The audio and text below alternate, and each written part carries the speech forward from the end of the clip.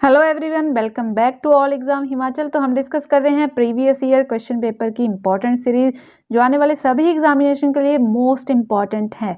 अगर आप हमारे चैनल पर नए हैं तो चैनल को जरूर सब्सक्राइब कर लीजिएगा ताकि इसी तरह के वीडियोस जो हैं वो आपको लगातार मिलते रहें और आपके एग्जामिनेशन में हेल्प हो सके। तो आज का जो हमारा फर्स्ट क्वेश्चन है ये है, भारतीय तट रेखा की लंबाई लगभग कितनी है। तो भारतीय जो तट रेखा है, कोस्ट लाइन है, इसकी लंबाई लगभग अप्रॉक्सीमेट यहाँ पर पूछी गई है तो 7500 है। अगर एग्जैक्ट यहाँ पर बात की जाए तो 7517 किलोमीटर जो है ये है एक्चुअल जो कोस्ट लाइन है उसकी लंबाई है। और एक क्वेश्चन और पूछा जाता है यहाँ पर कि सबसे लंबा तट कौन सा है। तो सबसे लंबा तट जो पूछा जाए तो वो है मरीना तट है, तमिलनाडु चेन्नई का मरीना तट। इसको याद रखेंगे अगर सिर्फ तट पूछा जाता है तो। मरीना तट है चेन्नई तमिलनाडु का। और इसके बाद एक क्वेश्चन और यहाँ से बनता है कि ऐसा कौन सा राज्य है जिसकी सबसे लंबी सीमा है, तटीय सीमा है।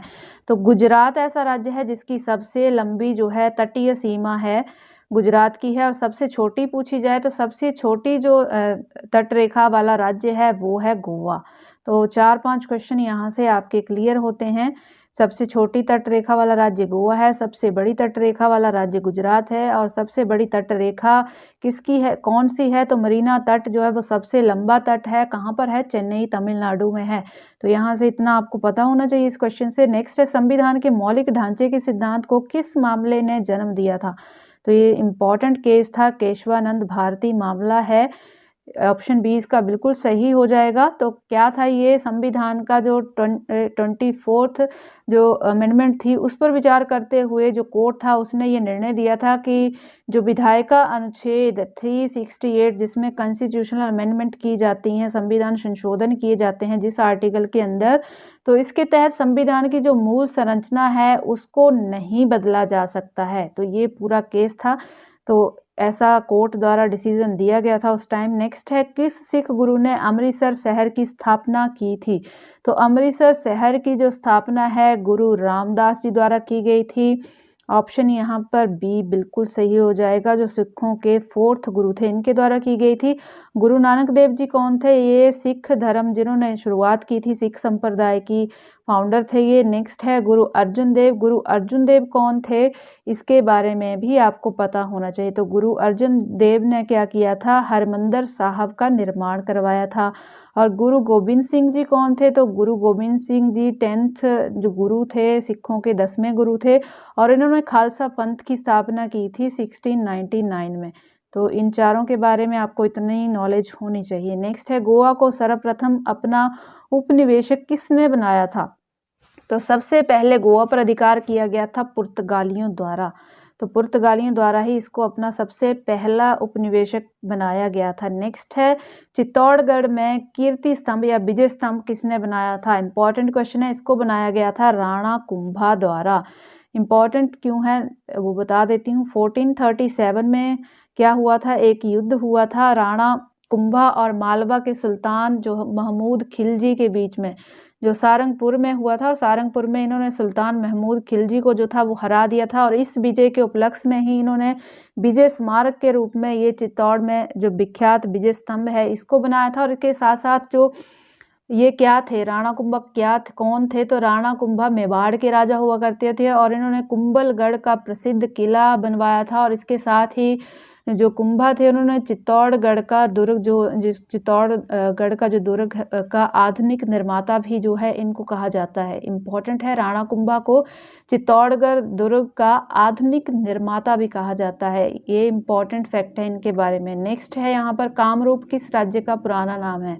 तो कामरूप जो है ये पुराना नाम है, मैक्सिमम क्वेश्चन पूछा जाता है, ये असम का पुराना नाम है कामरूप। और नेक्स्ट क्वेश्चन भी मोस्ट इंपॉर्टेंट है और बच्चे इस क्वेश्चन में जो है थोड़ा कंफ्यूज भी रहते हैं। तो प्रायद्वीपीय भारत की सबसे लंबी नदी यहाँ पर पूछी गई है। तो प्रायद्वीपीय भारत होता है जो दक्षिण भारत नीचे वाला हिस्सा है वहाँ का ये पूछा गया है। तो यहाँ की सबसे लंबी नदी जो है ये गोदावरी नदी है और इसे जो है बृहद गंगा भी कहा जाता है। और भारत की दूसरी सबसे लंबी नदी है, इसके ये भी याद रखेंगे। फर्स्ट जो है गंगा है और सेकंड जो है गोदावरी है जो सबसे लंबी नदी है भारत की। तो ये कहाँ पर गिरती है ये पता होना चाहिए। तो बंगाल की खाड़ी में गिरती है, त्र्यंबकम पहाड़ियों से ये निकलती है। और कावेरी के बारे में भी एक क्वेश्चन आता है, तो इसको दक्षिण भारत की गंगा कहा जाता है।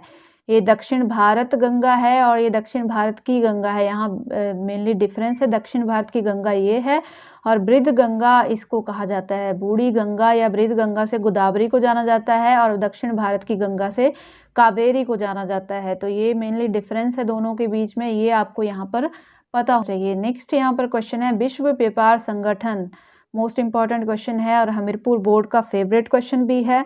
तो ये इसकी स्थापना कब की गई थी? 1 जनवरी 1995 को इसकी स्थापना की गई थी। और इससे पहले इसको किस नाम से जाना जाता था? तो ये भी एग्जाम में पूछा जाता है। GATT गेट के नाम से इसको जाना जाता था, जिसको बनाया गया था 1947 में इसकी स्थापना हुई थी।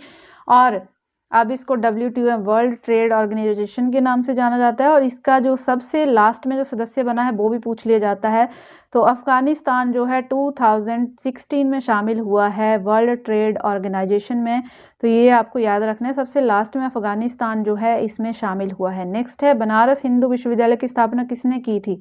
तो ये की गई थी मदन मोहन मालवीय द्वारा 1916 में, ये आपको पता होना चाहिए। नेक्स्ट है, दादा भाई नरोजे द्वारा लिखी गई पुस्तक poverty and un British rule in India में मुख्यतः किसकी आलोचना की गई है? ये आलोचना की गई है ब्रिटिश शासन के आर्थिक परिणामों की। आर्थिक परिणामों की यहाँ पर की गई है। और ये कब प्रकाशित हुई थी पुस्तक? तो ये 1901 में प्रकाशित हुई थी। और इसके साथ ही जो दादा भाई नरोजे है, इनको grand old man of India भी कहा जाता है और भारत का अनौपचारिक राजदूत भी इनको कहा जाता है। तो ये मेनली इम्पॉर्टेंट है। और अंग्रेजों द्वारा भारत से धन की निकासी और उसके परिणामों के बारे में मेनली जो है इस बुक के अंदर लिखा गया है। नेक्स्ट जो क्वेश्चन है ये है, निम्नलिखित में से किस अधिनियम या एक्ट को जवाहरलाल नेहरू ने दास्ता का चार्टर एक्ट कहा था? तो दास्ता का जो चार्टर एक्ट है ये कहा गया था भारत सरकार अधिनियम 1935 को, 1935 में जो अधिनियम आया था उसको कहा गया था। और मदन मोहन मालवीय जो थे, इन्होंने इसको कहा था बाहरी रूप से जनतांत्रिक और अंदर से खोखला। इस तरह की स्टेटमेंट दी गई हैं और ये स्टेटमेंट जो है ये पूछी भी जाती हैं। तो ये आपको यहाँ से पता भी होना चाहिए। और जवाहरलाल नेहरू जी द्वारा इसको एक और बात कहा गया था, अनेक ब्रेकों वाली इंजन रहित मशीन भी इसको कहा गया था जवाहरलाल नेहरू जी द्वारा। और इसके साथ ही बर्नाकुलर प्रेस एक्ट जो है, इससे भी क्वेश्चन एग्जाम में बनता है। तो इसको लॉर्ड रिपन ने शुरू किया था 1882 में, ये आपको पता होना चाहिए। 1882 में लॉर्ड रिपन ने इसको ख़त्म किया था। और शुरू किसने किया था? 1878 में लॉर्ड लिटन ने इसको शुरू किया था। 1878 में शुरू किया गया था लॉर्ड लिटन द्वारा, और लॉर्ड रिपन द्वारा 1882 में जो था इसको ख़त्म कर दिया गया था। और इसके साथ ही भारत सरकार अधिनियम 1919 जो है, इसको किस नाम से जाना जाता है? तो इसको माउंटिंग चेम्सफोर्ड एक्ट 1919 के नाम से भी जाना जाता है। तो ये डिफरेंस आपको यहाँ पता होना चाहिए, कौन से एक्ट को किस नाम से जाना जाता है। नेक्स्ट है, कांजीरंगा नेशनल पार्क कहाँ पर स्थित है? तो ये असम में स्थित है और एक सिर एक सींग वाले गेंडा के लिए फेमस है। ये आप याद रखेंगे, वन हॉर्न राइनो के लिए ये जो काजीरंगा नेशनल पार्क है ये फेमस है। और 1985 में यूनेस्को द्वारा इसको विश्व जो धरोहर स्थल है उनमें शामिल किया गया है 1985 में।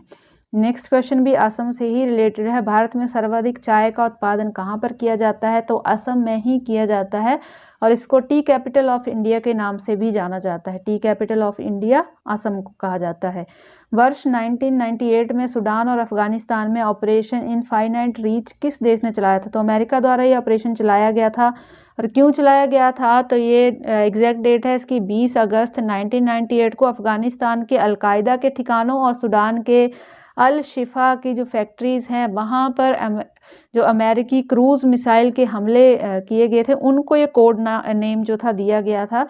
यानी कि ऑपरेशन इनफाइनाइट रीच जो है ये कोड नेम है अमेरिका ने जो मिसाइल लॉन्च की थी उस टाइम। तो ये आपको यहाँ से नॉलेज होनी चाहिए क्योंकि ये क्वेश्चन रिपीट हुआ है। नेक्स्ट है, महात्मा गांधी ने दांडी मार्च कहाँ से शुरू किया था? तो महात्मा गांधी जी द्वारा दांडी जो मार्च है ये शुरू की गई थी साबरमती आश्रम से। ऑप्शन बी जो है इसका सही हो जाएगा। और कब शुरू की गई थी, तो 12 मार्च 1930 को ये शुरू की गई थी। 12 मार्च 1930 को यात्रा शुरू की गई थी। टोटल 24 दिन की यात्रा थी। 78 लोगों ने इसमें भाग लिया था और इसके साथ ही ये 5 अप्रैल के आसपास जो है ये ख़त्म हुई थी।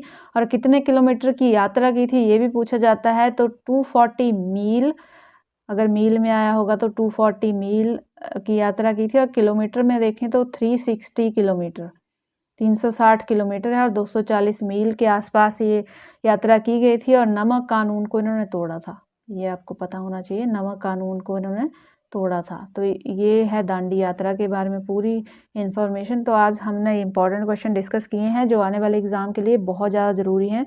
वीडियो कैसे लगा ज़रूर बताइएगा, लाइक और शेयर जरूर कीजिएगा और साथ में चैनल को सब्सक्राइब कर लीजिएगा। तो मिलेंगे नेक्स्ट वीडियो में। Thanks for watching.